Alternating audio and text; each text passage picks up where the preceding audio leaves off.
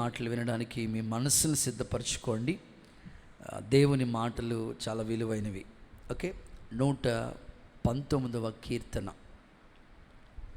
119వ కీర్తన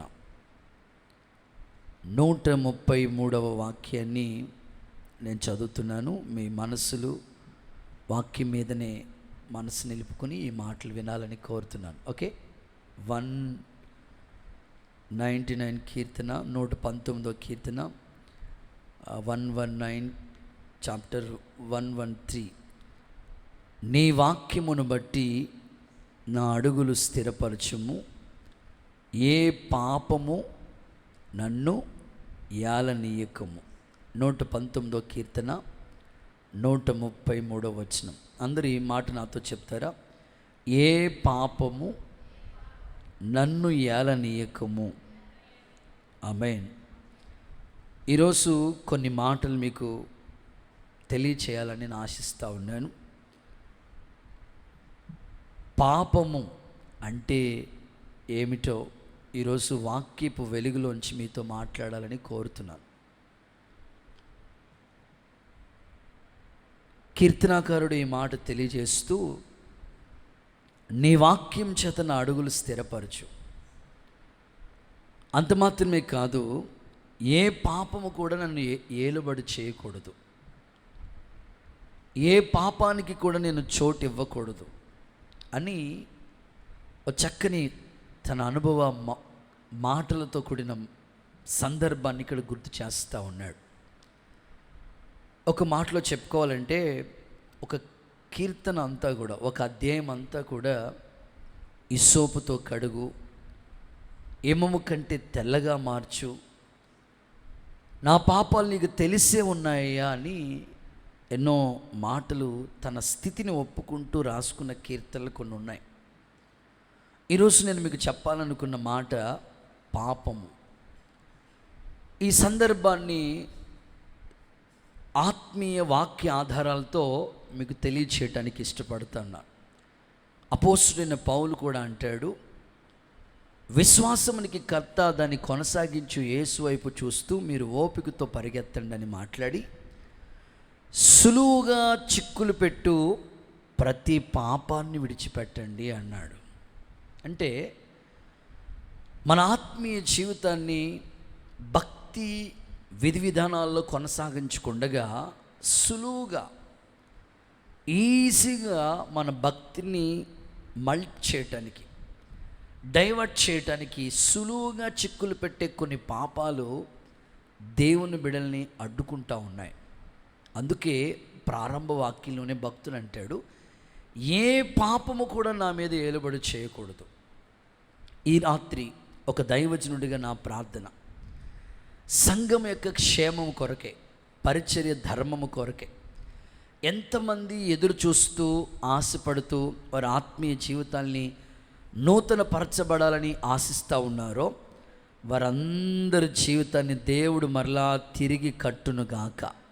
ఒకసారి అందరూ ఆమెన్ అంటారా? కొంచెం గట్టిగా చెప్దాం, ఆమెన్. పాపం వల్ల చాలా నష్టాలు వాక్యంలో మనకు కనబడుతూ ఉంటాయి. వాక్యంలో ఇలా చెప్పారు, ఏమన్నారంటే, నీతి జనులు ఘనతకెక్కటానికి కారణం, కానీ పాపము ఆ వ్యక్తికి అవమానం తీసుకొస్తుంది అన్నాడు. అంటే పాపము ఎందుకు మన మీద ఏలుబడి చేయకూడదంటే, ఆ పాపము మనిషిని అవమాన స్థితిలోకి తీసుకెళ్ళిపోతుంది. అందుకే భక్తుడు అంటాడు, ఏ పాపం కూడా నా మీద ఏలుబడి చేయకూడదు. పాపము స్థితిగతుల గురించి ఒకసారి వాక్యం చూస్తే అది అవమానంలోకి తీసుకెళ్ళిపోతుంది మనిషిని. ఈరోజు చాలామంది అవమానానికి గురైపోతున్న పరిస్థితులు చాలా మనం చూస్తూ ఉంటాం. తలెత్తుకోలేని పరిస్థితులు, కుటుంబాల్లో ఏలుబడి చేసే ప్రతికూల పరిస్థితులు. దీనంతటికి కారణం ఏంటంటే, పాపం ఆ ఇంటి మీద ఏలుబడి చేయటం వల్ల వారికి అవమానమే మిగులుతూ ఉంది. సో ఇంకా వాక్యంలో మనం చదువుకుంటూ వెళితే, నీ పాపము నిన్ను పట్టుకుంటుంది అన్నాడు. అంటే మనుషుడా, దేవుడు వెక్కిరించబడడు, ఆ విత్తిన విత్తనానికి ఆ ప్రతిఫలం నువ్వు కొయ్యాలి అని చెప్పాడు. సరే, ఇంకో కోణంలో కూడా మన వాక్యాన్ని ఆలోచన చేస్తూ ఉంటుంటే పాపాన్ని గురించి భక్తుడు మాట్లాడుతూ ఇలా అన్నాడు. ఏమని మాట్లాడారంటే, నా శరీరంలో ఆరోగ్యము క్షీణించిపోయింది పాపాన్ని బట్టే అన్నాడు. చూడండి, కొన్ని వాక్య ఆధారాలతో మీకు అన్నిటికీ రెఫరెన్స్లు ఉన్నాయి, కానీ చెప్పే సమయం కాదు. పాపం వల్ల ఎంత నష్టం అంటే, ఒక కోణంలో చూస్తే అవమానం వస్తుంది, మరో కోణంలో చూస్తూ ఉంటుంటే ఆ పాపం ఆ వ్యక్తిని పట్టుకుంటా ఉంది. పాపం వల్ల ఆరోగ్యమే క్షీణించిపోతూ ఉంది. ఇక ఆలోచిస్తే పాపం వల్ల ఎంత నష్టం అంటే, పాపం వల్ల వచ్చు జీతం మరణము అన్నాడు. చూడండి, ఇన్ని 4 రకాల నష్టాలు మనిషికి గురి చేస్తుంది ఏదైనా ఉందంటే అది పాపమే.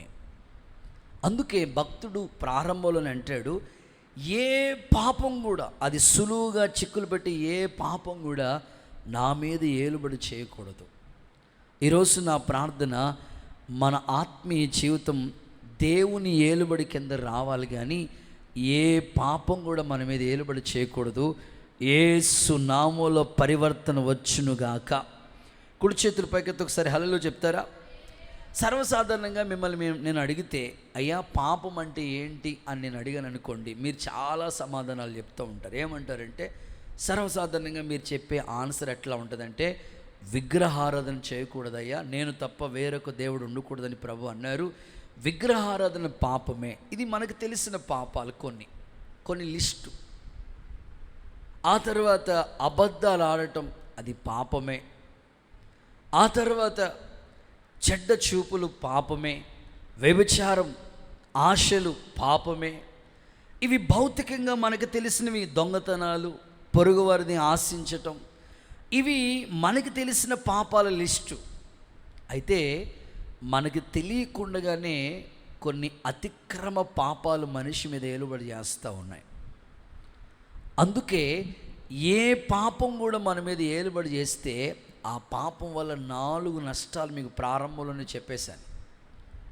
మీ శరీరంలో ఆరోగ్యం క్షీణించిపోవాలన్నా, లేకపోతే ఆ పాపం చివరికి మరణానికి దారితీసే పరిస్థితులని, ఇవే పాపం వల్ల ఇంత నష్టం మనిషి కనబడుతుంది.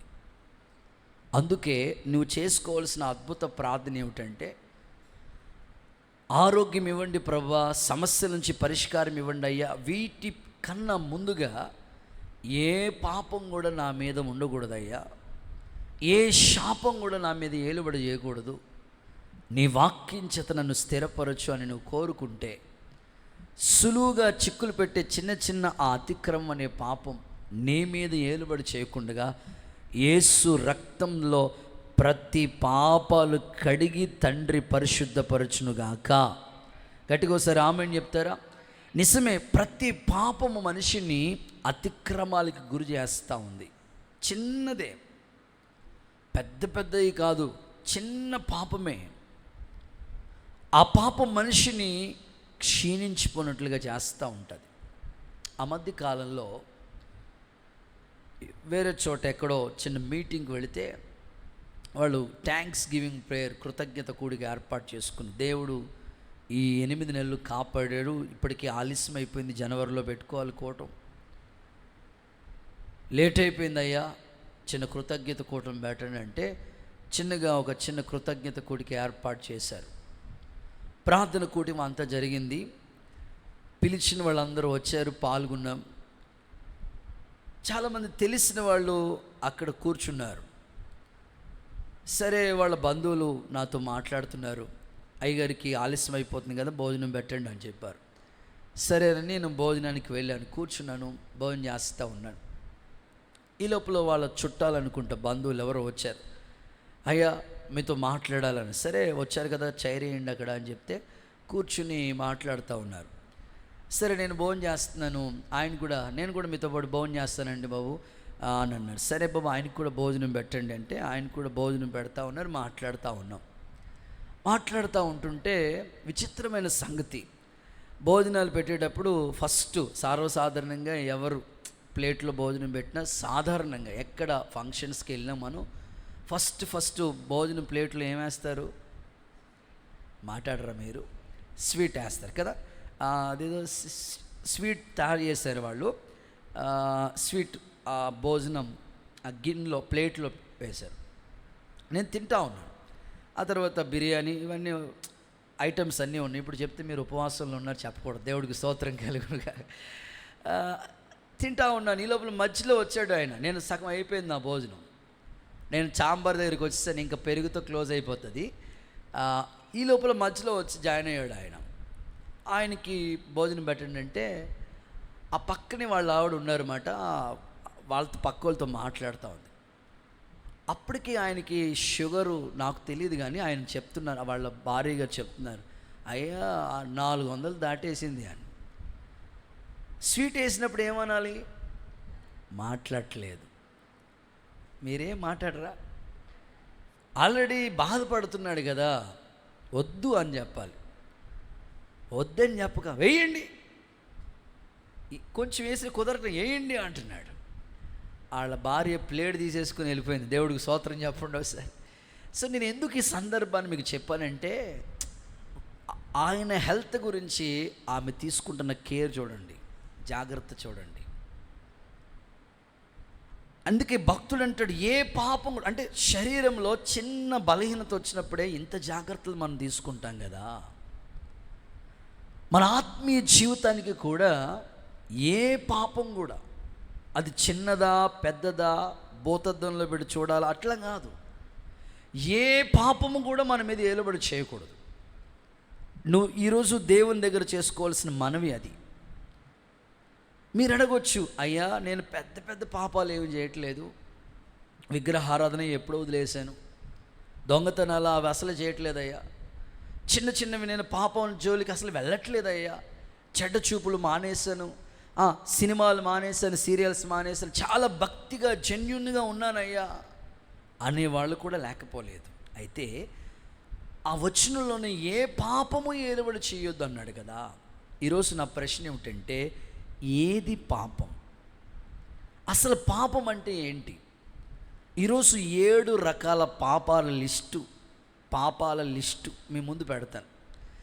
ఈ 7 రకాల పాపంలో ఏ లిస్టులో మీరు ఉన్నారో మిమ్మల్ని మీరు అబ్జర్వేషన్ చేసుకోవాలి. వాక్యం అనే అద్దం ఎదుట అందరం సమానమే. అది ఏ పాపమైనా సరే 7 రకాల పాపాల గురించి మీకు చెప్తాను. అందులో మీరు ఏ లిస్టులో ఉన్నారో ఆ లిస్టు మీకు కనబడిన వెంటనే మీ మనసులో చిన్న ప్రార్థన చేసుకోగలిగితే ఖచ్చితంగా దేవుడు అతిక్రమ పాపాలని క్షమిస్తాడు, శుద్ధి చేస్తాడు, మనకి ఆరోగ్యం ఇస్తాడు, నూతన బలంతో నింపుతాడు, సజీవ సాక్షిగా నిలుపుతాడు, అవమానానికి ప్రతిగా రెట్టింపు ఘనత కూడా ఆయన ఇస్తాడు. ఓకే, చదువుదాం. ఏది పాపము అనంటే, పాపం అంటే ఏంటి అనంటే ఒక 7 అనుభవాలు చెప్తానని అన్నాను కదా. మొదటి మాట చదువుదాం. ఎవరు ఫాస్ట్గా బైబిల్ తీస్తారో వాళ్ళు చదువుతారు. యాకోబు పత్రిక 5వ అధ్యాయం 17వ వాక్య భాగాన్ని చదువుదాం. The book of Jacob 5:17. ఏలియా మన వంటి స్వభావం గల మనుషుడే, వర్షింపకుండునట్లు అతడు ఆసక్తితో ప్రార్థన చేయి. యాకోబు పత్రిక 5వ అధ్యాయం 7వ వాక్యం అనుకుంటాక 7వ వచనం. సహోదరులారా 7వ వచనం. ప్రభువు రాకడ వరకు ఓపిక కలిగి ఉండుడి. ఓకే, చూడుడి, వ్యవసాయకుడు తొలకరి వర్షమును కడవరి వర్షము సమకూడు వరకు 4:17, 5:17 కాదు, 4:17. కాబట్టి మేలైనది చేయనెరిగి 4:17. ఓకే, కాబట్టి మేలైనది చేయనెరిగి అలాగు చేయని వానికి పాపము కలుగును. చాలు, మొదటి మాట. మేలైనది చెయ్యకపోవటమే పాపం అనండి ఒకసారి నాతో ఈ మాట. మీ పక్కోళ్ళకి చెప్పండి, మేలైనది చేయకపోవటమే పాపము. పాపం అంటే పెద్ద పెద్ద లిస్టులు చూసి అవన్నీ ఎప్పుడో ఇంటూ కొట్టేశానండి. ఓకే, ఆ విషయంలో నువ్వు జెన్యున్గానే ఉన్నావు. అయితే ఈరోజు ఒక 7 రకాల పాపాలు నీ ముందు పెడుతున్నాడు ప్రభు. ఏ పాపం లిస్టు కూడా నీ మీద ఏలుబడి చేయకూడదు. అందులో మొదటిది ఏంటంటే, మేలైనది చెయ్యకపోవటమే పాపం. నీకు తెలుసు కదా ఏది మేలో ఏది కీడో.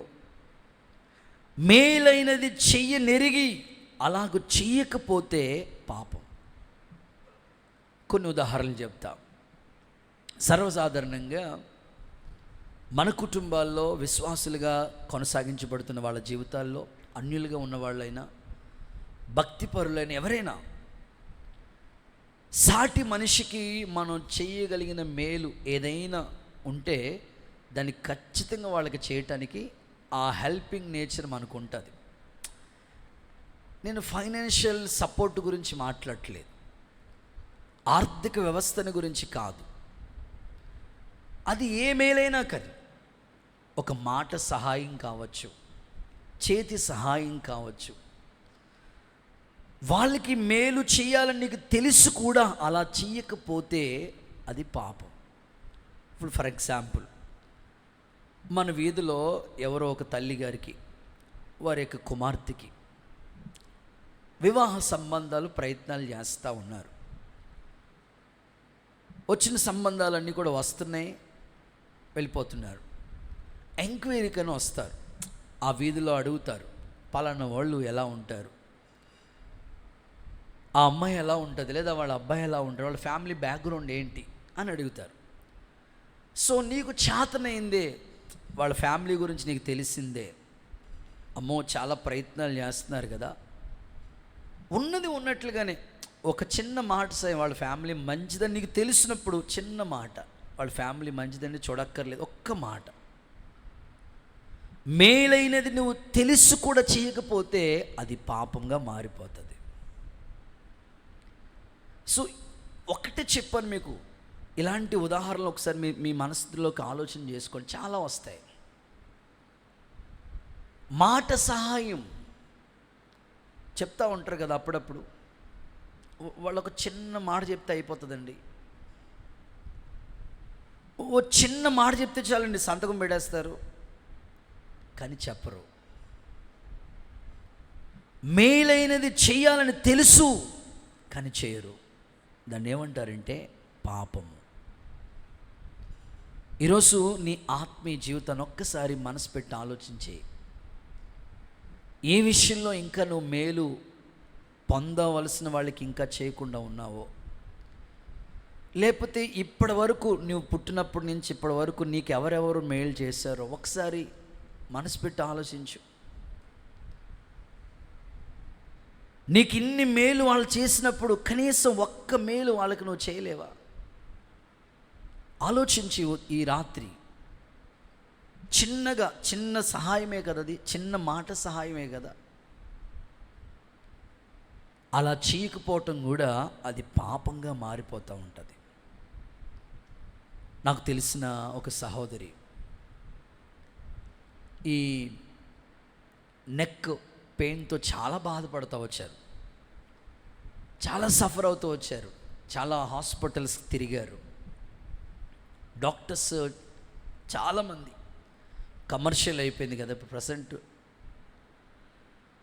డాక్టర్స్ చెప్పిన మాట ఏంటంటే, ఒకళ్ళు చెప్తే ఈ ట్యాబ్లెట్స్, ఒకళ్ళు చెప్పిన డాక్టర్ కోర్సు ఇంకొకరు కుదరదు, మళ్ళీ వేరే ట్యాబ్లెట్, ఇంకొకనైతే డైరెక్ట్ ఆపరేషనే, ఇలాగ సఫర్ అయిపోతూ ఉంటుంటే సంఘంలో మాట్లాడుకుంటారు కదా, ఆ బెల్ట్ వేసుకుని నెక్కి వచ్చి కూర్చున్నారు. ఎవరో మన బిడ్డలు, సంఘ బిడ్డలు, ఒక తల్లిగారు ఒక అక్కగారు చూసి, ఏంటమ్మా అలా ఉన్నారంటే మాట్లాడితే ఇలా.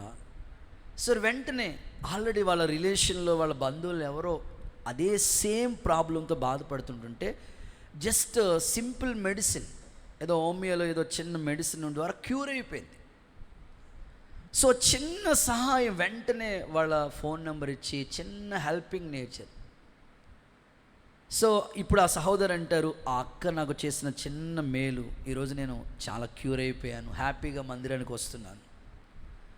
సో ఈ రాత్రి ఒక్కటి కాదు, ఇలాంటివి ఎన్నో ఒకసారి మీ మనసులోకి ఆలోచన చేసుకోండి. మీకు ఉద్యోగ విషయంలో, మీరు ఉద్యోగాల కోసం ప్రయత్నాలు చేస్తున్నప్పుడు, ట్రాన్స్ఫర్స్ కొరకు, లేకపోతే వివాహ ప్రయత్నాలు, ఇల్లు విషయంలో, లేకపోతే చేతి పని, చదువు. సో మీకు ఎవరైతే మేలు చేశారో వాళ్ళని గుర్తుపెట్టుకోండి. మీ వంతుగా మేలు చేయాలని మీ మనసుకు వచ్చినప్పుడు ఖచ్చితంగా చేయటానికి ప్రయత్నం చేయండి. అలాగ ఒకవేళ మీరు చేయకుండా ఉంటే అది మీ దృష్టిలో, దేవుని దృష్టిలో కూడా పాపంగా మిగిలిపోతుంది. ఈ రాత్రి యేసు నామములో ప్రభు మిమ్మల్ని దర్శించునుగాక. గట్టిగా ఒకసారి అందరూ ఆమేన్ అంటారా? మనిషి జీవితంలో ఎప్పుడు కూడా థ్యాంక్స్ గివింగ్, కృతజ్ఞత అనేది ఉండాలి. చేసిన మేలు ఎప్పుడు మనం గుర్తుపెట్టుకుంటానే ఉండాలి. అది దేవుడు కోరుకుంటుంది మన నుంచి. మీరు అడగొచ్చు, అయ్యగారు అసలు మేలైంది ఏదండి? చాలా ఉన్నాయి. అందులో ఒకటే ఓ సందర్భాన్ని మీకు గుర్తు చేస్తాను. విలాప వాక్యాల గ్రంథం 3వ అధ్యాయం 27వ వాక్యాన్ని మనం చూస్తే, యవ్వన కాలమందు నరుడు కాడి మోయుట నరునికి మేలు, దాన్ని మోపినవాడు దేవుడైన యెహోవాయే. దొరికిందా మీ బైబిల్లో?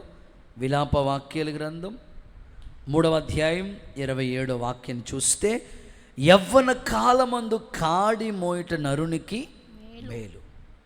దాన్ని ఎవరు మోపారు? దేవుడే. యవ్వన కాలమందు కాడి మోయటం నరునికి మేలు. ఈరోజు ఒక సేవకునిగా, ఒక అన్నగా నేను చెప్తున్నాను, యవ్వనస్తులు తప్పకుండా యవ్వన కాలంలో దేవుని కాడి అనే భారాన్ని మనం మోయాలి. చదువుకోవద్దయ్యా, చదువుకోండి. ఉద్యోగం చేయొద్దా, చేయండి. మీ ఉద్యోగం కోసం 8 గంటలు, 12 గంటలు, 10 అవర్స్ ఇలాగా కష్టపడుతున్నారు కదా. కనీసం దేవుని పని కోసం 2 అవర్స్ అయినా మీరు కేటాయించాలి. యవ్వన కాలంలోనే బలమున్నప్పుడే దేవుని కాడి మోయటానికి ఇష్టపడాలి. బైబిల్లో ఎంతోమంది దేవుని పని చేసి వాళ్ళు మేలైన దాన్ని చేశారు. వాళ్ళు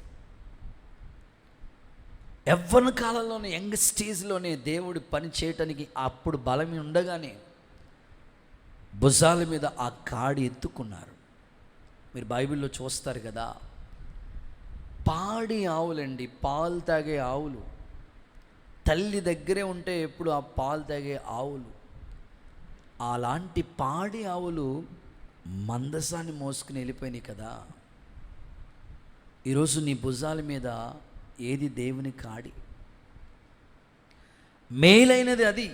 అది చెయ్యకపోతే పాపము అని వాక్యం అంటుంది. యవ్వన కాలంలో కాదు కానీ బాల్యకాలంలో ఉండగానే, టీనేజ్ ఎంటర్ అవుతుండగానే ఇశ్రాయేలు చిన్నది ఒక చిన్న మాట సహాయం. వాస్తవంగా నయమానికి కుష్టి వ్యాధితో బాధపడుతున్నప్పుడు మనసులో బాధ పెట్టుకోవాలామే, నీకు ఇలాగే ఉండాలయ్యా, నన్ను బానిస పిల్లగా తీసుకొచ్చి ఇంట్లో పని చేపిస్తావా, నా చేత అన్ని పనులు చేయించుకుంటావా, నీకు ఇలాగే ఉండాలే అని అనుకోవాలి. వాస్తవంగా ఆ పాప అలా అనుకోలేదు. తన బాధ పెడుతున్నా సరే, ఇంట్లో పని చేస్తున్నా సరే, తన యజమానుడు స్వస్థత పొందాలి, మేలు జరగాలి ఆయనకి. షోమ్రోన్లో ప్రవక్త ఉన్నాడు, ఎంత చక్కగా వాళ్ళ భార్యకి చెప్పింది, ఆ మేలైన సహాయం చేసింది. అందుకే చరిత్రలో నిలిచిపోయింది ఆమె పేరు. ఈరోజు మనకు తెలుసు, మన రిలేషన్లో, మన సర్కిల్లో, మన స్నేహితుల్లో వాళ్ళకి సువార్త చెప్పాలని తెలుసు, కానీ చెప్పం. వారు ప్రభువుని మాటలు ప్రభు దగ్గరికి నడిపించాలని తెలుసు, కానీ నడిపించం. ఎన్నో మేలు పొందుకున్నాం, ఆ సాక్ష్యం 10 మందికి చెప్తే వాళ్ళు రక్షింపబడతారని తెలుసు, కానీ చెప్పం. ఇలాగ తెలుసు కూడా చేయకపోతే అది పాపంగా మారిపోతుంది. ఈరోజు దేవుని సేవకుడిగా, ఒక అన్నగా మీతో మాట్లాడుతున్నాను. మీ ఆత్మీయ జీవితంలో మేలైనది తెలుసు కూడా చేయకపోతే అది పాపంగా మారుతుంది. కనుక ఈ రాత్రి ఒక నిర్ణయం తీసుకోండి. మీకు మేలు చేసిన వాళ్ళని గుర్తుపెట్టుకోండి. అలాగే ప్రత్యేకంగా దేవుని కాడి మోయటం, మనకి ఎన్నో మేళ్ళు ప్రభు చేశాడు. ఆయన రుణాన్ని ఇలాగైనా తీర్చుకోవటానికి ఒక చిన్న వార్త ప్రజలకి చెప్పి ప్రభు దగ్గరికి నడిపించడానికి, మేలైనది చేయటానికి మనం ప్రయత్నం చేస్తే తప్పకుండా దేవుడు తన ఆత్మ కార్యం జరిగిస్తాడు. యేసు నామంలో అలాగూ జరుగునుగాక. కొంచెం గట్టిగా ఆమెనంటారా? బైబిల్లో భక్తుడు అంటాడు, మేలు చేయుట యందు విసుకొద్దు. కొంతమందికి ఏదైనా మేలు చేయాలంటే ఎంత విసుక్కుంటారో. విసుక్కుంటా చేయకూడదంట. మేలు చేయుట యందు విసుక్కోకూడదు. కొంతమంది చూడండి, ఇంట్లో అంట్లు తోమేస్తారు, విసుక్కుంటారు. వంట చేస్తారు, విసుక్కుంటారు. భర్తకు అన్నీ రెడీ చేసి పెడతారు, విసుక్కుంటారు. పిల్లలకి అన్నీ రెడీ చేస్తారు, విసుక్కుంటారు. ఇంకెందుకు చేయటం? విసుక్కోకుండా చేయాలంటే మేలు. ఇంకో మాట ఏమంటాడంటే మహారాజైన సొలొమోను, నువ్వు మేలు చేయాలని అనుకున్నావు కదా, అది చేసేటప్పుడు నీ చెయ్యి మళ్ళీ వెనక్కి తీసుకోకూడదంట. చూద్దాం సామెతల గ్రంథం 3:27. సామెతలు 3:27. మేలు చేయుట నీ చేతనైనప్పుడు దాన్ని పొందదగిన వానికి చేయకుండా వెనక్కి తీయొద్దు. అంటే నీ చేతనయ్యింది, నువ్వు మేలు చేయగలవు, చిన్న మాట సహాయం, చేతి సహాయం, ఏదో చేయగలవు. అది చెయ్యాలనుకున్న వాళ్ళకి చేయకుండా వెనక్కి తీసేసుకోకూడదంట. ప్రభు ఈ రాత్రి మీ విషయంలో తప్పకుండా, ఆల్రెడీ ఇక్కడ కూర్చున్న మీరందరూ మేలు చేసే విషయంలో మీ చెయ్యి ఎప్పుడు వెనక్కి వెళ్దు. మేలు చేసే విషయాలు ఎప్పుడు మీరు విసుక్కోరు. ఇశ్రాయేలు చిన్నదాని వలె మీరు అనేకులకు ఉపకారం చేసి, మేలు చేసి దేవుని ద్వారా ఉపకారాలు పొందుకుందురుగాక. చిన్న మాట సహాయం, చేతి సహాయం, హెల్పింగ్ నేచర్ మీలో అందరికీ దేవుడిచ్చాడు. ఒకేలా ఎవరైనా ఇన్ కేస్ ఆ మేలు చేయటం మానేసి ఉంటే మరలా చేయటానికి ప్రయత్నం చేయండి. ఒకవేళ అలా చేయకపోవటం అది పాపంగా మిగిలిపోతుంది. ఆ పాపమే మీకు అనారోగ్యంగా మారుతుంది. ఆ పాపమే మీకు అవమానం తీసుకొస్తుంది. ఆ పాపమే చివరికి మరణానికి దారితీస్తుంది. ప్రభు మిమ్మల్ని దర్శించి మేలు చేసే బిడ్డలుగా మార్చునుగాక. ఓకే, రెండో మాట, సెకండ్ వన్. ఏది పాపం? ఒకటి, మేలు చేయకపోవటం పాపం. 2, సమూయేలు మొదటి పుస్తకం 12వ అధ్యాయం 23వ వాక్యం. సమూయేలు మొదటి పుస్తకం 12:23. నా మట్టుకు నేను మీ నిమిత్తం ప్రార్థన చేయటం మానేస్తే యెహోవాకు విరోధంగా పాపము. Right, second one. ఏ పాపం నా మీద ఏలుబడి చేయకూడదయ్యా? అసలు ఏది పాపం అంటే, రెండవది ప్రార్థన చేయకపోవటమే పాపం. చెప్తారు ఒకసారి నాతో ఈ మాట? ప్రార్థన చేయకపోవటమే పాపం. ఈరోజు మిమ్మల్ని అడుగుతూ ఉన్నాను, నిజంగా చెప్పండి, ఈరోజు కనీసం ఒక హాఫ్ అన్ అవర్ అయినా మా ఇంటి దగ్గర ప్రార్థన చేసుకుని ఈ మందిరానికి వచ్చానండి అన్నవాళ్ళు ఒక్కసారి మీ కుడి చేతి చూపించండి, నేను చూడాలనుకుంటున్నాను. ఒక్క హాఫ్ అన్ అవర్ అయ్యారు. ఓకే, 2 హస్తాలే కనబడుతున్నాయి, దించండి. ఆలోచిద్దాం. ప్రార్థన చేయకపోవటమే పాపం. మనం ఈరోజు టైం టేబుల్ ఉంటుంది మనకి. ఈరోజు వంట ఏం చేయాలి, అమ్మో మాస్టర్ ప్లాన్ ఉంటుంది దానికి. మామూలు ప్లానింగ్ కాదు. అసలు ఏ రోజు ఏంటో అంగన్వాడీలాగా మొత్తం టైం టేబుల్ అంతా ఉంటుంది. దేవుడికి స్తోత్రం చెప్పండి ఒకసారి. అసలు మెనూ కరెక్ట్గా ఉంటుంది, టిఫిన్ కరెక్ట్గా ఉంటుంది, డ్యూటీ కరెక్ట్గా తంబో ఖచ్చితంగా టయానికి అటెండ్ అయిపోవాల్సిందే. ప్రతిదీ time to time, time table ప్రకారంగా ఏ రోజు లెసన్స్ ఆ రోజు చదువుకుంటారు పిల్లలు, అన్నీ బాగుంటాయి. మరి ప్రార్థన, ఈరోజు నువ్వు చేయవలసిన ప్రార్థన పెండింగ్ ఉండిపోయింది కదా. కనీసం ఆ నిద్రపోయే ముందైనా సరే, పడుకునే ముందైనా కొద్దిసేపు ప్రార్థన చేసుకు, అది కూడా అలసిపోయానండి పొద్దునంతా అట్లా. అంటే ప్రార్థన చేయకపోవటమే ఒక పాపం. ఆ పాపం నీకు అవమానానికి తీసుకొస్తుంది. అందుకే భక్తులందరూ చెప్పే మాట, 24 గంటల సమయం దేవుడు నీకు ఇచ్చాడు. 24 గంటల్లో 2.5 గంటలు అంటే 10% దశమ భాగం దేవునిది కాబట్టి సమయంలో కూడా మనం దశమ భాగం తీయాలి.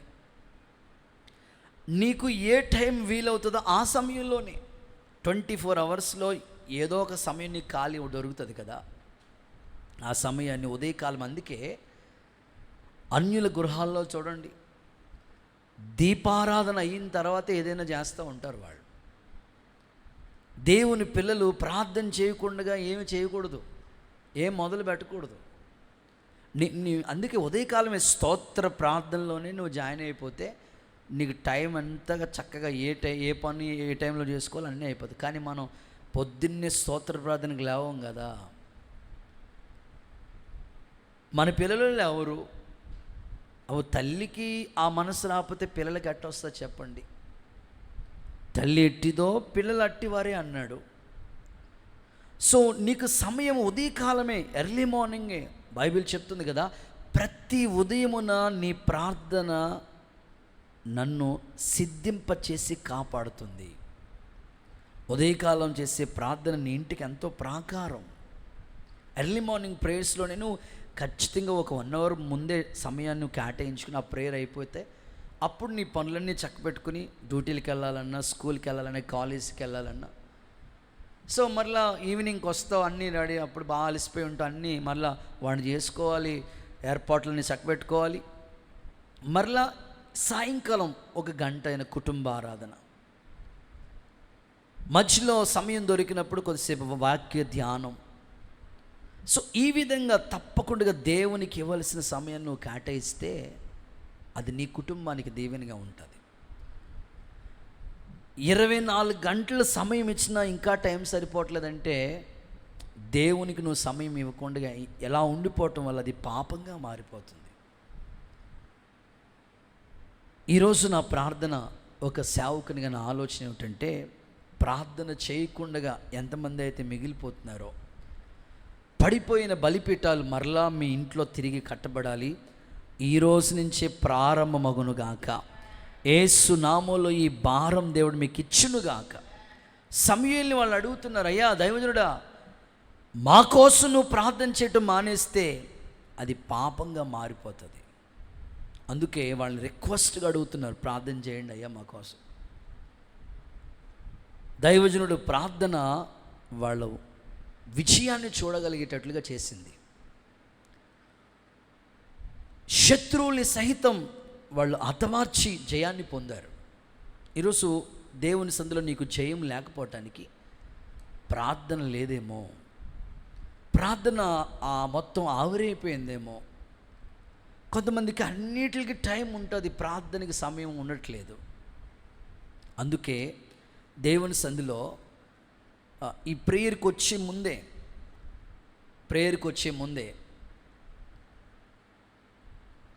5 o'clock కల్లా నేను ఇక్కడ బలిపీఠం దగ్గరికి వచ్చాను. 5కే వచ్చాను. కొంత సమయం దేవునితో ఏకాంతంగా గడపాలి. ఉదయకాలం అంతా విజ్ఞాపనలు చేశారు, వాక్య ధ్యానం అయింది, మరలా వ్యక్తిగత ప్రార్థనలు అయినాయి, సంఘ బిడ్డల క్షేమం కొరకు ప్రార్థన, వాక్యం కొరకు ప్రార్థన. సో ఆత్మీయులు ఎప్పుడు కూడా ఈ అనుభవాల్లో గుండగా నడిపించబడాలి. అలా చెయ్యకపోతే ఎవరో చెప్పకూడదు, ప్రార్థన చేసావా చెయ్యి అని మరలా ఇంకా చెప్పకూడదు. నీకు 21 రోజులు నీకు ఒక చక్కని టైం టేబుల్ ఇచ్చారు. సో నీ బాడీ కనెక్ట్ అయిపోవాలి. ఆ సమయానికి ఖచ్చితంగా ప్రార్థనలో ఉండాలి. 7 అయిపోయింది, ఈరోజు ప్రార్థనలో ఉండాలి, ఉదయం ఎర్లీ మార్నింగ్ ప్రేయర్లో ఉండాలి. ఈ అనుభవాలు నీకు వచ్చేసేయాలి. అప్పుడే నీ కుటుంబం చక్కగా కట్టబడుతుంది. యేసయ్య సేవకుడిగా ఆశిస్తున్నాను, ప్రార్థన ఎవరైతే మానేశారో మరలా తిరిగి వాళ్ళ బలిపీఠాలు తిరిగి కట్టబడునుగాక. గట్టిగా ఒకసారి అందరూ ఆమేనండి. నువ్వు చేసి చూడు, ఆ ప్రార్థన నీకు ఆరోగ్యంగా మారుతుంది. హెల్త్ ఏ సమస్యలతో మీరు బాధపడుతున్నా ఈ పాపం మన మీద ఏలుబడి చేయకూడదు. ప్రార్థన చేయటం మానేసావా, ఆరోగ్యం విషయంలో ఎక్కడో బలహీనతలు ఉన్నాయి కదా, మరలా తిరిగి మొదలుపెట్టు. దేవుడు మరలా నీకు ఆరోగ్యం ఇస్తాడు, స్వస్థపరుస్తాడు, సాక్షిగా నిలబెట్టుకుంటాడు. యేసు నామములో కృప అనుగ్రహించును గాక. చూడండి, ఈ మాట చదివిస్తాను. మత్తయి సువార్త 26:41. మత్తయి సువార్త 26:41. మీరు శోధనలో ప్రవేశించకుండా ఉండునట్లు మెలకుగా ఉండి ప్రార్థన చేయండి. వన్స్ అగైన్, మీరు శోధనలో ప్రవేశించకుండా ఉండునట్లు మెలకుగా ఉండి ప్రార్థన చేయండి. ఆత్మ సిద్ధమే గాని శరీరం బలహీనం అని పేతురుతో చెప్పి. సందర్భాన్ని మనం చూస్తే, మీరు శోధనలో ప్రవేశించకుండా ఉండునట్లు అంటే, నీకు శోధన ఎందుకు వస్తుంది? చాలామంది సాక్షులు, అయ్యగారి ఇంట్లో శోధనండి, ఒక్క శోధన తర్వాత ఒకటండి, ఒకటి అయిపోయింది ఏ బాబు అనుకున్నప్పుడు ఇంకోటి అండి, అస్సలు కుదరలేదండి మనసుకి. ఎందుకు శోధన వస్తుందంటే, అక్కడ చెప్పేశాడు ముందుగానే ప్రభు, మీరు శోధనలోకి వెళ్లకుండా ఉండాలంటే మెలకుగా ఉండి ప్రార్థన చేయండి. అంటే నువ్వు ఇంకా శోధనలో ఉన్నావంటే నీకు ప్రార్థన లేదు. ప్రార్థన బలిపీఠం ఆరిపోయింది, ఆ దీపం ఆరిపోయింది. ఇప్పుడు వారానికి ఒకసారి తింటే ఎట్టుంటో చెప్పండి అసలు.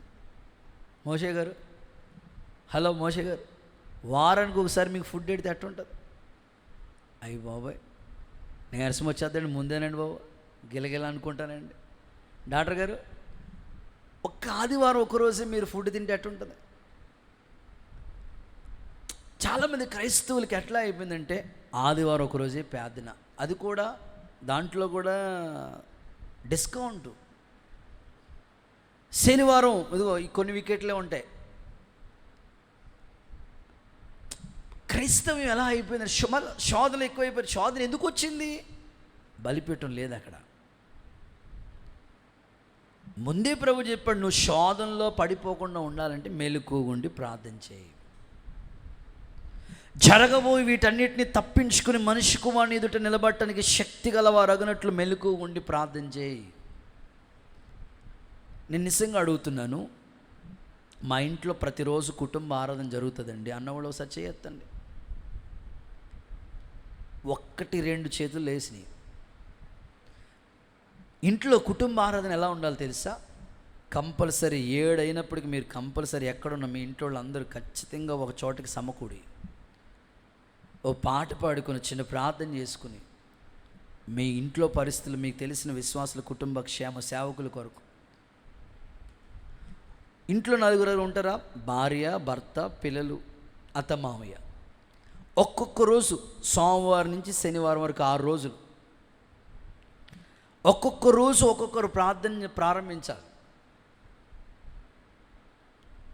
కంపల్సరీ సోమవారం భర్త మొదలెట్టాలి, మీ డ్యూటీ అది.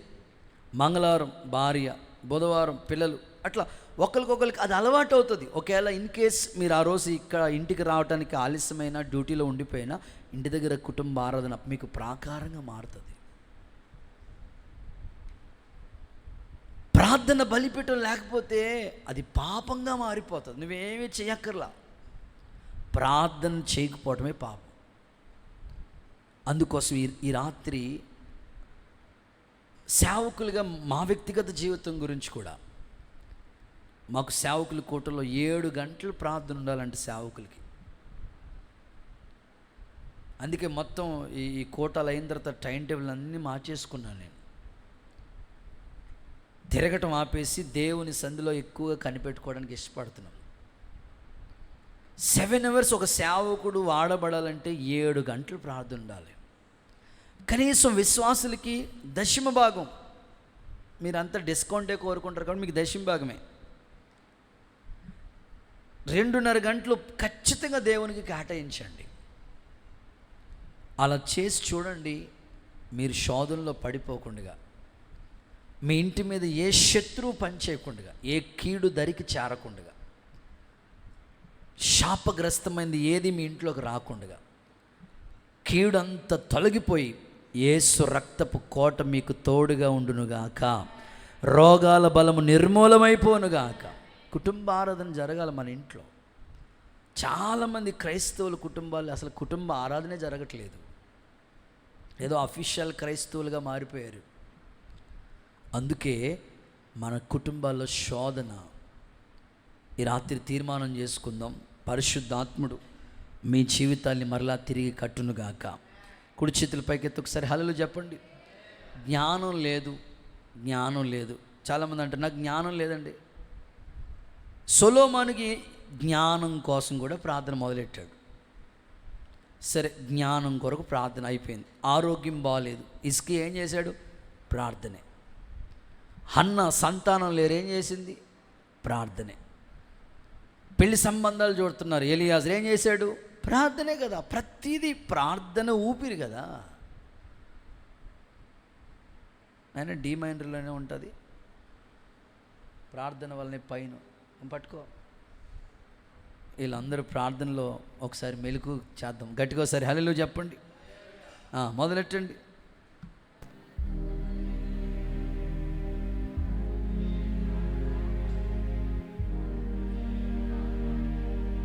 ప్రార్థన లేనిదే పరాజయం. ప్రభువా ప్రార్థన నేర్పయ్యా, ప్రార్థించకుండా నేనుండలేనయ్యా. ప్రభువా ప్రార్థన నేర్పయ్యా, ప్రార్థించకుండా నేనుండలేనయ్యా. నీ పాదాలు తడపకుండా నా పయనం సాగదయ్యా. పాదాలు నా పయనం సాగదయ్యా. ప్రార్థన వలనే ప్రార్థనే ప్రార్థనే ప్రార్థన లేనిది. ప్రార్థనలో నాటునది పెళ్ళగించుట అసాధ్యము. ప్రార్థనలో పోరాడి పొందకపోవుట అసాధ్యము. ప్రార్థనలో నాటునది పెళ్ళగించుట అసాధ్యము. ప్రార్థనలో పోరాడి పొందకపోవుట. ప్రార్థనలో ప్రాకులాడినది పతనమవుట. ప్రార్థనలో ప్రాకులాడినది పతనమవుట. ప్రార్థనలో పదునైనది పని చేయకపోవుట. ప్రార్థనలో పతనమైన పని చేయకపోవుట. ప్రభువా ప్రార్థన నేర్పయ్యా, ప్రార్థించకుండా నేనుండలేనయ్యా. ప్రభువా ప్రార్థన నేర్పయ్యా, ప్రార్థించకుండా నేనుండలేనయ్యా. నీ పాదాలు తడపకుండా నా పయనం, నీ పాదాలు తడపకుండా నా పయనం సాగ. ప్రార్థన వలనే పయనం. ప్రార్థనే ప్రార్థనే ప్రాధాన్యము. ప్రార్థన లేని ఆరాధన. ఆ చరణంలో ఉన్న మాట ఏంటి చెప్పండి? ప్రార్థనలో పొందకపోవటం. అసలు నువ్వు ఏదైనా నీకు ఇది పొందుకోలేకపోతున్నాను అనుకుంటున్నావా? అది ప్రార్థన ద్వారా నువ్వు పొందుకుంటావు. ఎన్నో సాక్ష్యాలు మన పరిచయంలోనే ఎన్నో చూశాను నేను. అసలు స్థలం గురించి మాకు చాలా చాలా ప్రతికూలమైన పరిస్థితి. 7 సంవత్సరాలు అయిపోయింది మేము పరిచర్యకు వచ్చి. అద్దింట్లోనూ ఒకరి ఇంటి పైన షెడ్డు ఆరది ఇలా జరుగుతూ ఉండేది. మా నాయనమ్మ ఉండేది, పద్దాక గొడవ పెడతా ఉండేది, స్థలం కొనవా అని. మన చేతులు లేదు కదా, లక్షలు పెట్టి ఆడుకుంటాం మనం. కానీ దేవుడు ప్రార్థన ద్వారానే ఈ పరిచర్యలు అన్నీ అనుగ్రహించింది. ఈరోజు నేను చెప్పగలిగింది, మీ ఇంట్లో ఏది మీరు పొందుకోలేకపోతున్నారు? ఇల్లు కట్టుకోవాలి ప్రయత్నాలు ఉన్నాయి, పిల్లలు పుట్టాలని ప్రయత్నం, ఆ తర్వాత ఉద్యోగ ప్రయత్నం, సేవ, అభివృద్ధి, ప్రతీదీ ప్రార్థనే మీకు ఆయుధం. భర్త మార్పు ప్రార్థనే. సో కొన్ని అంశాలు పెట్టుకోండి. 2 గంటలు 5 గంటలు అనుకునే వాళ్ళం. ఫస్ట్లో టైం టేబుల్కి ప్రకారంగా నువ్వు లిస్ట్ రాసుకొని ప్రార్థన చేసుకుంటే నీకు టైమే తెలియదు. అసలు దేవునిలో ఎదిగి కొలిది ఆత్మీయతలో ఇంకా పై స్థాయికి ఎదగాలి మనం. పరిశుద్ధాత్ముడు మీ అంతరంగంలో ఈ భారాన్ని దయచేయునుగాక. ఓకే, 3 ద్వితీయోపదేశకాండం. ఏది పాపం అంటే 23వ అధ్యాయం 21 నుండి 22 వరకు. ద్వితీయోపదేశకాండం 23వ అధ్యాయం 21 నుండి 22 వచనాలు. నీవు నీ దేవుడైన యెహోవాకు మొక్కుకొనిన తర్వాత, నీ దేవుడైన యెహోవాకు మొక్కుకున్న తర్వాత ఆ మొక్కుబడిని చెల్లించుటకు మొక్కుబడి చెల్లించుట తడవు చేయకూడదు. నీ దేవుడైన యెహోవా తప్పక నీ వల్ల ఎలాగైనా నీ వల్ల దాన్ని దేవుడు రాబట్టుకుంటాడు. అది నీకు పాపం. ఒకవేళ నువ్వు మొక్కుబడి చెల్లించకపోతే అది నీకు పాపము. రైట్. 3వది మొక్కుబడి చెల్లించకపోతే పాపం.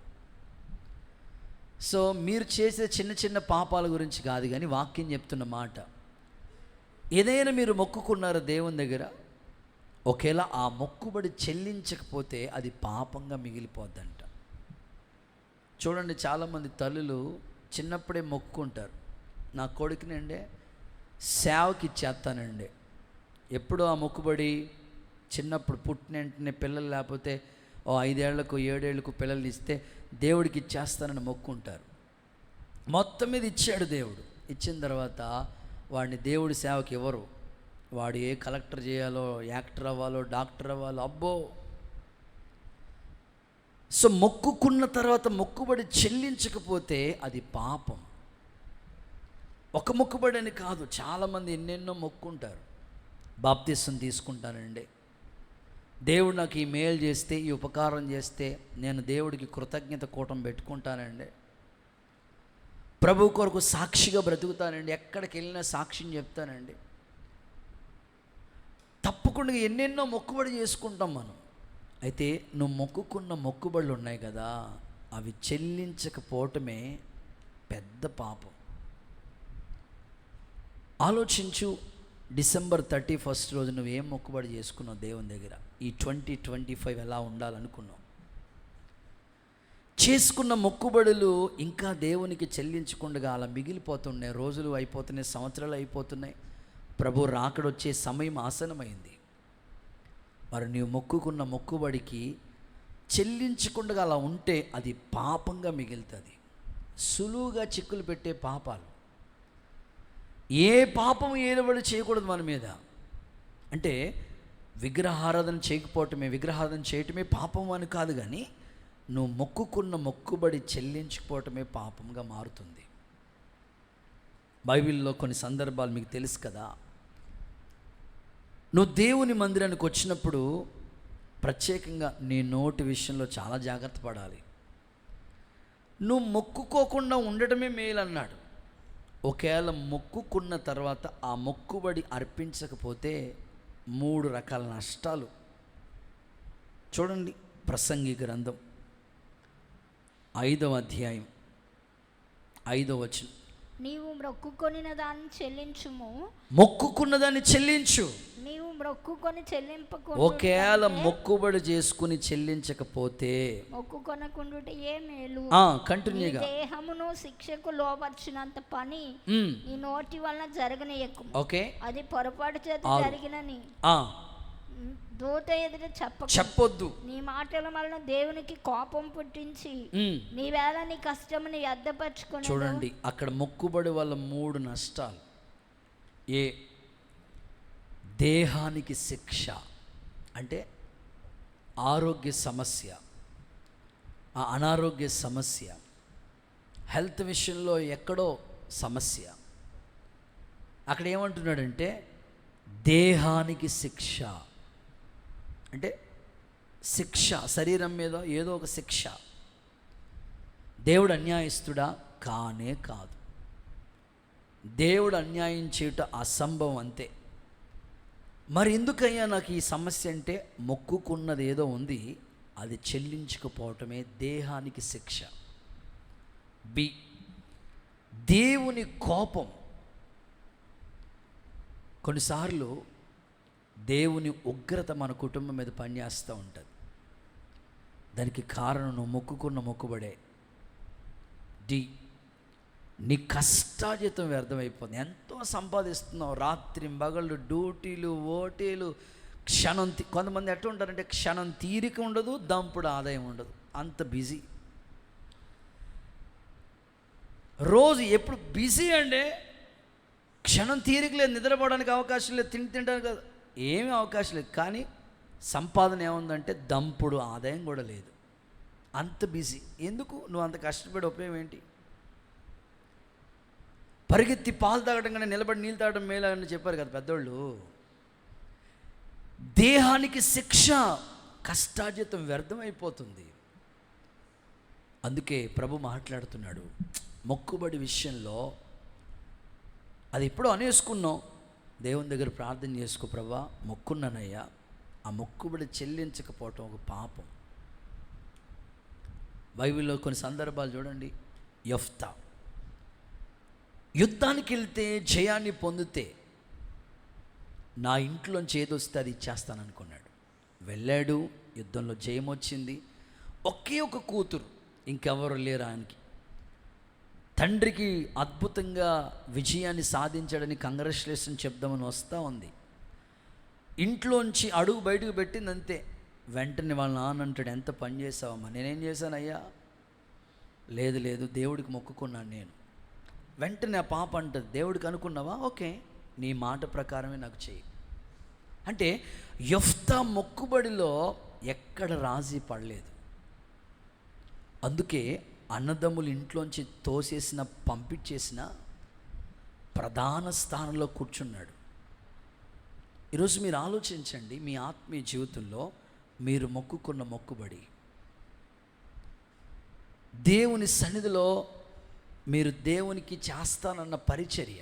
కొంతమంది అనుకుంటారు, అయ్యా ఈ సమస్య నుంచి నాకు గట్టెక్కితే జీవిత కాలం నేను పరిచర్య చేస్తానయ్యా, మందిరంలో ఎంతో కొంత చిన్న పనిని నేను నా వంతుగా నేను చేస్తానయ్యా, లేకపోతే పాటలు పాడతానయ్యా, లేకపోతే కొంత సమయం దేవుని సన్నిధిలో పరిచర్య చేసేటప్పుడు సేవకుల దగ్గర ఉండి పరిచర్య చేస్తానయ్యా.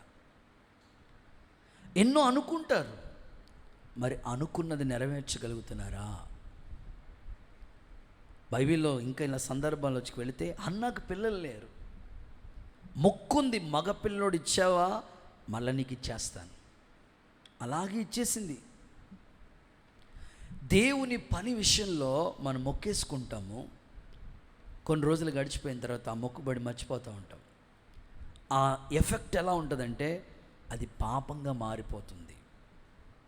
అందుకే కీర్తనకాడు అంటున్నాడు, ఏ పాపం కూడా నా మీద ఏలుబడి చేయకూడదు. ఈరోజు మీరు ఏమైతే మొక్కున్నారో ఒక్కసారి వాటిని గుర్తు చేసుకోండి. ఒక సహోదరి, మన మందిరానికి వచ్చే ఒక సహోదరి ఈ మందిరం కట్టేటప్పుడు అనుకున్నారంట, అయ్యా స్టేజ్ మీదకి సంబంధించిన వస్తువులన్నీ నేను దేవుడికి ఇవ్వాలనుకుంటున్నాను. అది స్టేజ్ మట్టుకే, ఈ బలిపీఠం దగ్గర ఈ బలిపీఠం ఎంతైతే ఉందో, ఈ బలిపీఠంలో ఏ వస్తువులు అయితే ఉన్నాయో, ఈ బలిపీఠం మీద ఉన్న ప్రతి వస్తువు నేనే ఇవ్వాలనుకుంటున్నానని మొక్కున్నారంట. కానీ ఇంట్లో అలాంటి పరిస్థితులు లేవు, చాలా ప్రతికూలమైన పరిస్థితులు, భర్త మారలేదు, పిల్లలు ఇంకా దైవికమైన భక్తి మార్గాలు నడిపించబట్టలేదు. కానీ అనుకుందామే, కానీ దేవుని సందులో ప్రార్థన చేసుకుంటూ వచ్చిందంట. అలాగే పోడియం, స్టీల్ రాడ్స్, టైల్స్, ఈ స్టేజ్ మీదకి సంబంధించినంతా ఒక తల్లి అనుకున్న ప్రకారంగా చేసుకున్నారు. ఇలా ఒకటి కాదు, దేవుని మందిరంలో మీలో చాలామంది అనుకున్న ప్రకారంగా చేసిన వాళ్ళు ఉన్నారు. ఒకవేళ ఇన్ కేస్ దేవుని పని ఎక్కడైనా నెగ్లెక్ట్ చేస్తున్నారేమో, ఒకప్పుడు అనుకున్నారు కదా, అనుకున్నట్లుగా చేయలేకపోతున్నారేమో, ఒకసారి గుర్తు చేసుకోండి. ఏ పాపం కూడా మీ మీద పని చేయకూడదు. ప్రభు మిమ్మల్ని దర్శించునుగాక. గట్టిగా చెప్దాము సార్ అందరూ, ఆమేన్. రైట్. నాలుగో మాట, ఏది పాపం? రోమపత్రిక 14వ అధ్యాయం 23వ వాక్యం. అనుమానించువాడు తినిన ఎడల విశ్వాసం లేకుండా తినును. ఓకే, గనుక దోషి అని తీర్పు నొందును. విశ్వాసము కానిది ఏదో అది పాపం. పాపం. చాలు. 4వది, విశ్వాసం కానిది ఏదో అది పాపం. ఒకసారి అందరూ చేతుల పైకి హల్లెలూయా చెప్తారా? అంటే విశ్వాసం కానిది ఏదైతే ఉందో నీలో అది పాపంగా మారిపోద్దండి. అంటే దేవుని దగ్గరికి వచ్చేటప్పుడు ఏమంటాం చెప్పండి? దేవుడు ఉన్నాడని, తను అడిగే వాళ్ళకి ఫలము దయచేస్తాడని నమ్మాలి కదా. కానీ నువ్వు నమ్మవు, ప్రార్థన చేస్తావు కానీ నమ్మవు. అదేమవుతుందో తెలుసా? పాపము. విశ్వాసము కానిది ఏదో అది పాపంగా మారిపోతుందంట సహోదరుడు, సహోదరి. అందుకే నీ అంతరంగంలో, నీ ఆత్మీయ జీవితంలో ఏది అడుగుతున్నావో అది ఆల్రెడీ దేవుడు నాకు ఇచ్చేశాడు అని నువ్వు నమ్మి ప్రార్థన చేయాలి. అంతేగాని నువ్వు ప్రార్థన చేసేది ఒకటి నమ్మకుండా ఉండిపోతే అది పాపంగా మారిపోతుంది. విశ్వాసం కానిది ఏదో పాపం అంట. వాక్యంలో ఏమని రాశారంటే, విశ్వాసం అనేది ఎలా ఉండాలంటే నిరీక్షించు వాటి యొక్క నిజస్వరూపం, అంటే లేనిది ఉన్నదనటమే. ఇంకో మాటలు ఏమన్నాడంటే విశ్వాసం క్రియలతో కూడా ఉండాలి. వాక్యంలో మనకి బాగా తెలిసిన కంఠస్థ వాక్యం, క్రియలు లేని విశ్వాసం మృతం, అంటే చనిపోయిన వాళ్ళతో సమానం. అంటే నీకు విశ్వాసం ఉంది, దాంట్లో క్రియలు లేవు. దేవుడు చేస్తాడు, విశ్వాసం ఉంది కానీ నమ్మట్లేదు, క్రియ పనిచేయట్లేదు. ఆ క్రియ జరిగితేనే నీలో పాపం పనిచేయదు. క్రియలు లేని విశ్వాసం మృతమైపోతుంది. ఇప్పుడు ఇల్లు కట్టాలి, దేవుడు చేస్తాడు, లోన్ ఇస్తాడు, పరిస్థితులన్నీ మారుతాయి, త్వరగా అవుతుంది. ఫెయిత్. అప్పుల్లో ఉన్నావు, విడుదల కోసం దేవుడి సహాయం ఖచ్చితంగా దొరుకుతుంది. ప్రమోషన్ కొరకు ఎదురు చూస్తున్నావు, జరుగుతుంది. లేకపోతే వివాహం కొరకు, లేకపోతే సంతానం కొరకు, దేని గురించి నువ్వు అడుగుతున్నావో నువ్వు అడిగింది పొంది ఉన్నావని నమ్మాలి కదా. అడిగింది ఒకటి నమ్మకుండా అలా ఉండిపోతే అది పాపంగా మారిపోద్దంట. అందుకనే ఏదైనా నువ్వు దేవుని దగ్గరకు వచ్చి అడిగేటప్పుడు ఆల్రెడీ దేవుడు నాకు ఇచ్చేసాడు. ఒకసారి చేతుల పైకెత్తి హల్లెలూయా చెప్తారా? సేవ పరిచర్యలో కొనసాగించబడుతున్న దైవజనులు పాల్ యాంగిచో, గొప్ప దైవజనుడు, ప్రపంచంలోనే అద్భుతమైన సేవ చేశాడు, మహిమలోకి వెళ్ళిపోయారు ఆయన. అయితే ఆయన సేవ ప్రారంభంలో 3 వస్తువులు కావాల్సి వచ్చినాయంట, సేవ అవసరతలు అవి. ఒకటి సైకిల్, సేవ చేయడానికి సైకిల్ కావాలి ఆయనకి. రెండవది ఆయన బైబిల్ చక్కగా చదువుకుని నోట్స్ రాసుకోవడానికి ఒక టేబుల్ కావాలి. మూడవది ఆయన కూర్చోవడానికి ఒక కుర్చీ కావాలి. ఇది ఆయన సేవ అవసరతలు. ఈ 3 గురించి చాలా రోజుల నుంచి ప్రార్థన చేస్తున్నాడంట, కానీ ఏ వస్తువు కూడా దేవుడు ఇవ్వట్లేదంట.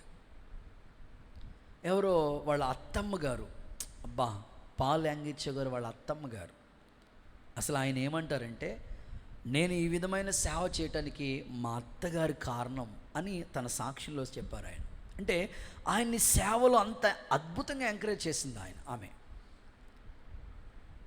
పాల్ యాంగిచో గారు, మీరు దేవుణ్ణి అడుగుతున్నారు కానీ దేవుడు మీకు ఇచ్చారని నమ్ముతున్నారా? ఇవ్వకుండా ఎట్లా నమ్ముతారు? మరి అదే, నమ్మితేనే నీకు దేవుడు ఇస్తాడు. నమ్ము చూడు, ఖచ్చితంగా నువ్వు అనుకున్నట్లుగా దేవుడు చేస్తాడని ఆ తల్లి అద్భుత సాక్ష్యం చెప్పిందట. ఇక పాల్ యాంగిచో గారు ఇలా ప్రార్థన చేయడం మొదలుపెట్టేవారంట. విశ్వాసులు వచ్చేటప్పుడు వారితో మాట్లాడినప్పుడు, దేవుడు నాకు ఆల్రెడీ సైకిలు, కుర్చీ, టేబుల్, ఈ 3 నాకు ఇచ్చేసాడు. పాస్టర్ గారిని అడిగేవారంట, ఎక్కడున్నాయి బాబు? నా గర్భంలో ఉన్నాయి.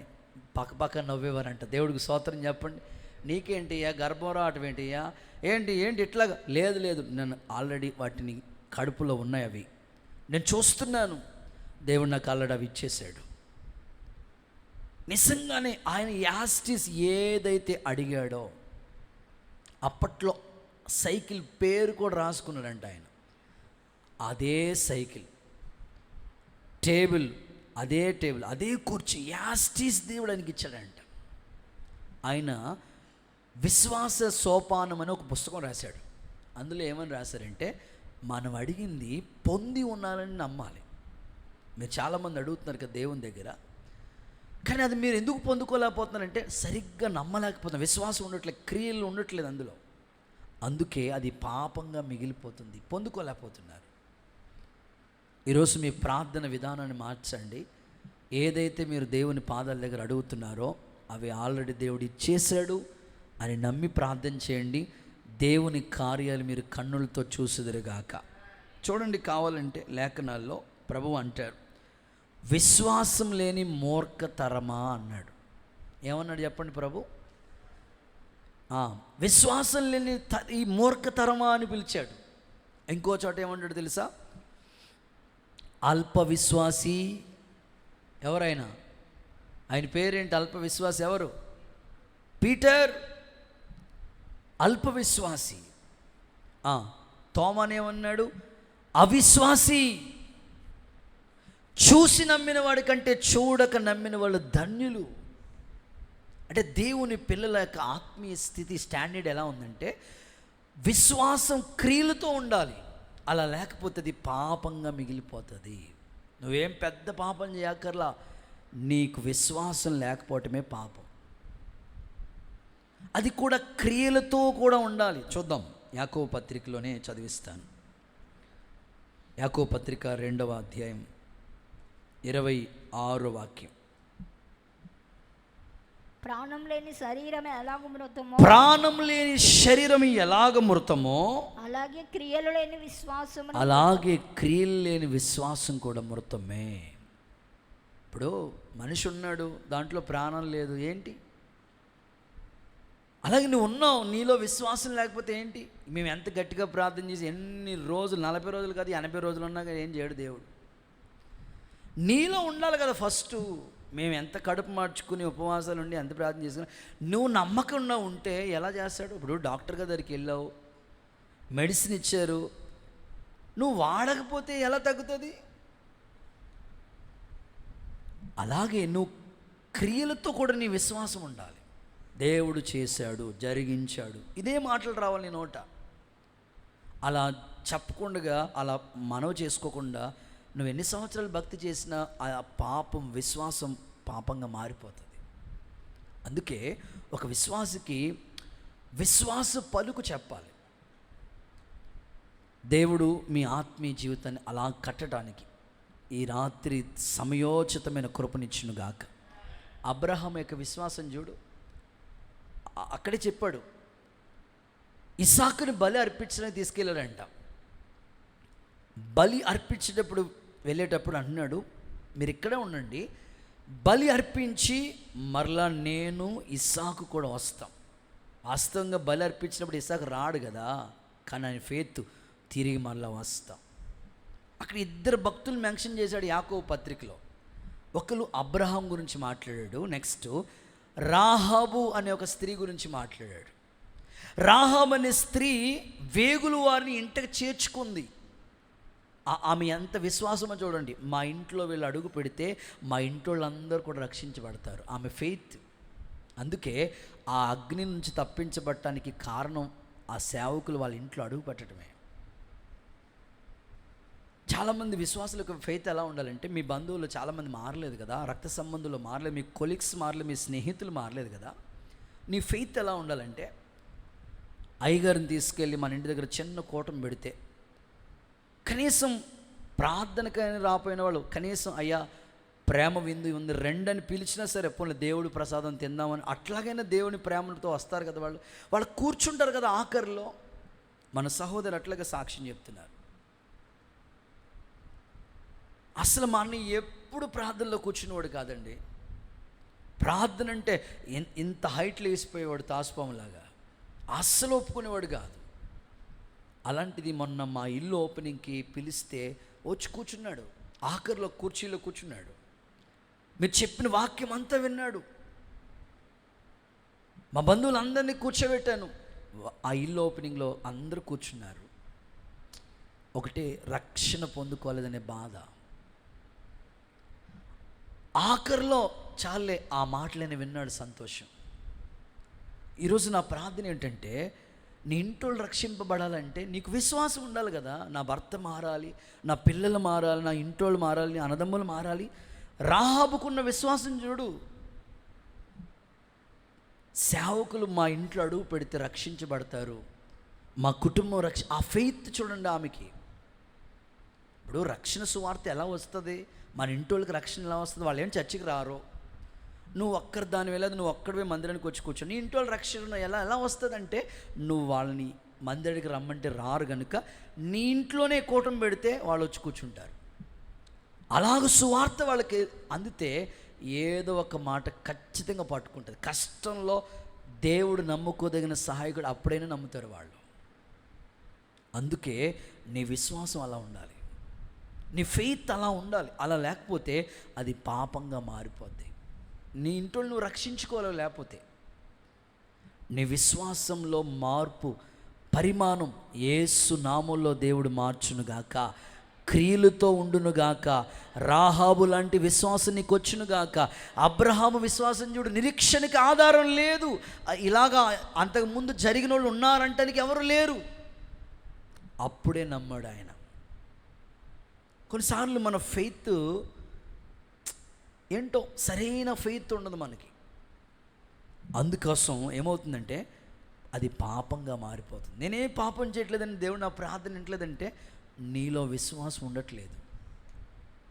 పరిశుద్ధాత్ముడు నిన్ను దర్శించునుగాక. ఓకే, ఎన్నైనా ఒకసారి చెప్పండి. ఏది పాపం? మేలైనది చేయకపోవటమే పెద్ద పాపం. నెంబర్ 2, ప్రార్థన చేయకపోవటమే పాపం. నెంబర్ 3, మొక్కుబడి చెల్లించకపోవటమే పాపం. నెంబర్ 4, విశ్వాసం కానిదేదో అది పాపం. నెంబర్ 5, సమూయేలు మొదటి పుస్తకం 15:23. మొదటి సమూయేలు 15:23. తిరుగుబాటు చేయుట, సోదు చెప్పుట పాపంతో సమానం. తిరుగుబాటు చేయుటయే పాపం. అక్కడ అంటాడు తిరుగుబాటు చేయుట, సోది చెప్పడం పాపంతో సమానం. అంటే అర్థం ఏంటంటే తిరగబట్టమే, తిరుగుబాటు చేయటమే పాపం. ఇది చాలా ప్రమాదకరమైంది. ఈరోజు చాలా శోచనీయం, చాలా విచారకరం ఏంటంటే చిన్న పిల్లలు తల్లిదండ్రుల మీద తిరగబడిపోతున్నారు, భార్య భర్త మీద తిరగబడిపోతుంది, భర్త భార్య మీద తిరగబడుతున్నారు, విశ్వాసులు సేవకుల మీద తిరగబడుతున్నారు. ఇలాగ తిరుగుబాటు అనేది ఎక్కువ కనబడుతుంది. బైబిల్ చెప్పే సాక్ష్యం ఏంటో తెలుసా? తిరుగుబాటు అనేది ఒక భయంకరమైన పాపం. తిరుగుబాటుని ఇంకో కోణంలో చెప్పాలంటే ఆజ్ఞ అతిక్రమమే చెప్పండి పాపము అన్నాడు. ఆజ్ఞ అతిక్రమం అంటే ఏంటి? తిరగబట్టం. ఇప్పుడు దేవుడు ఏదేని తోటలో నువ్వు అన్ని తిను, ఇక్కడ మాత్రం ఈ ఫలాన్ని మాత్రం ముట్టుకోవద్దు, ఒక ఆజ్ఞ ఇచ్చాడు. చెప్పిన ఆజ్ఞ ఒకటి, చేసిన పని ఒకటి, తిరుగుబాటు. అది పాపంగా మారిపోయింది. అందుకే కదా ఏదేనిలోంచి గెంటి వేయబడటం, ఏదేనిలో ఉన్న ఆశీర్వాదాలు పోగొట్టుకోవటం, చివరికి శాపగ్రస్తమైన పరిస్థితి. భర్త ఎంత చెమటోచి కష్టపడినా ముళ్ళతుప్పులే, భార్య ప్రసవ వేదంతోనే పిల్లల్ని కనాలి, సర్పానికి కుయుక్తితో పనిచేసినందుకు ఆ శాపం మన్ను తినాలి. సో ఆలోచించండి, ఇంత స్థితిగతి శాపగ్రస్తమైన పరిస్థితి ఎందుకు వచ్చిందంటే తిరుగుబాటు అనేది ఓ భయంకరమైన పాపం.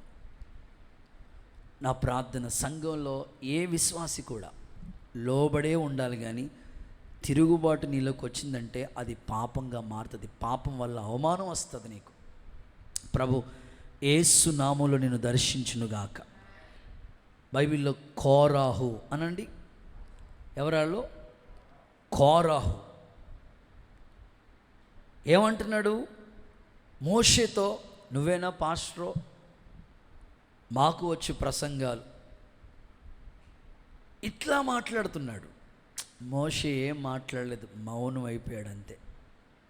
భూమి నెరవిడిచిందంట, వాళ్ళకి సమాధులు పెట్టులు కూడా లేవు. అంటే తిరుగుబాటు అనేది ఎంత ప్రమాదమో చూడండి. మనం ఎప్పుడు కూడా తిరగబడకూడదు, లోబడి ఉండే మనసు మనకి రావాలి.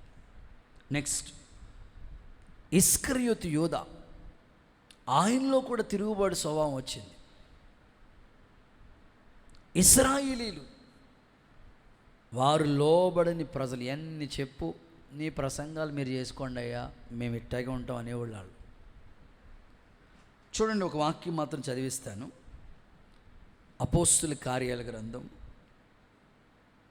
5:37. అపోస్తుల కార్యాల గ్రంథం 5:37. వానికి తరువాత జనసంఖ్య దినముల్లో గలిలయుడైన యూదాను ఒకడు వచ్చి ప్రజలను తనతో కూడా తిరుగుబాటు ప్రేరేపించాడు. తనతో పాటు తిరుగుబాటు చేయడానికి ప్రేరేపించాడంట. వాడు కూడా నశించాడు. చూసారా,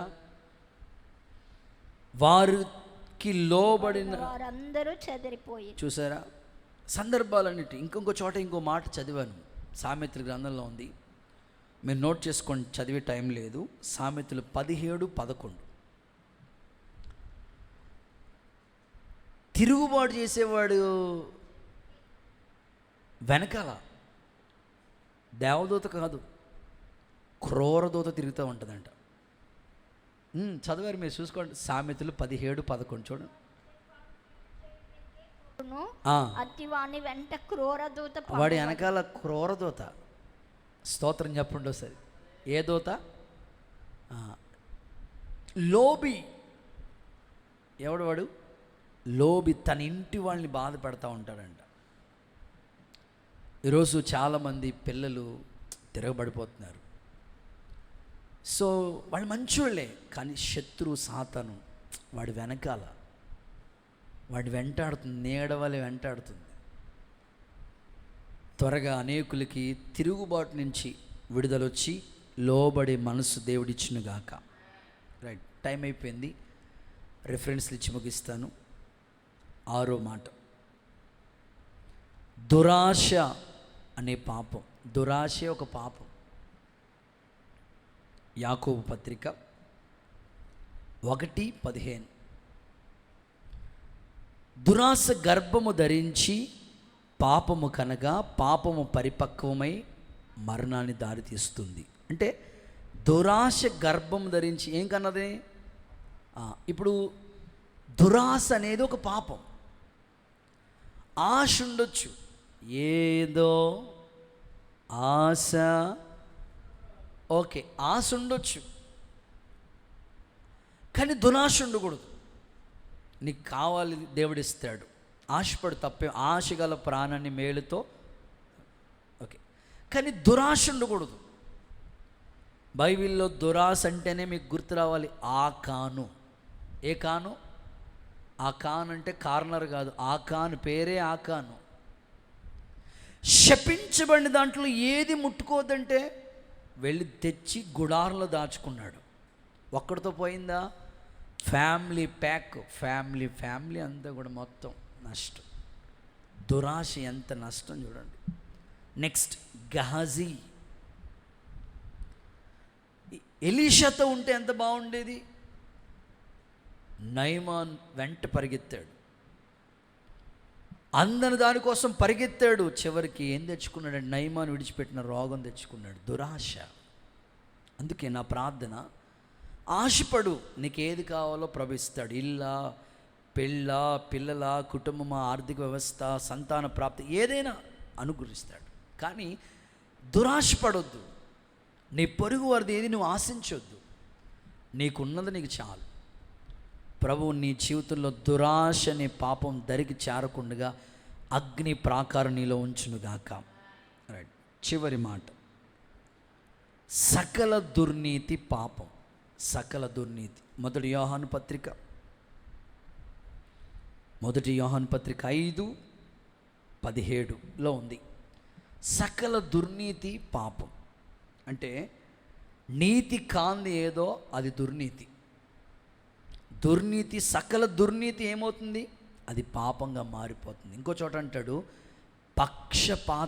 పక్షపాతం చూపడం కూడా పాపమే. అదే సకల దుర్నీతిలో ఉంటుంది. అది కనుక ఈరోజు ఒక తీర్మానంలోకి రండి. ప్రభువా, కీర్తనకారుడు చేసిన ప్రార్థన ఏంటంటే, ఏ పాపం నా మీద ఏలుబడి చేయకూడదు, సులువుగా చిక్కులు పెట్టే పాపంలో నేను చిక్కోకూడదు. విగ్రహారాధన మానేశాను, పాపం విడిచిపెట్టేశాను, అబద్ధాలు ఇవన్నీ మానేసావు, పెద్ద పెద్ద లిస్ట్ అన్నీ వదిలేసావు. సౌలులాగా తన మనసుకు నచ్చినవి మాత్రం లోపలే ఉన్నాయి, అవి మాత్రం డిలీట్ చేయలేదు సౌలు. ఈరోజు నీవు కూడా పెద్ద అన్ని వదిలేసావు, చిన్న చిన్నవి ఏవో ఉన్నాయి.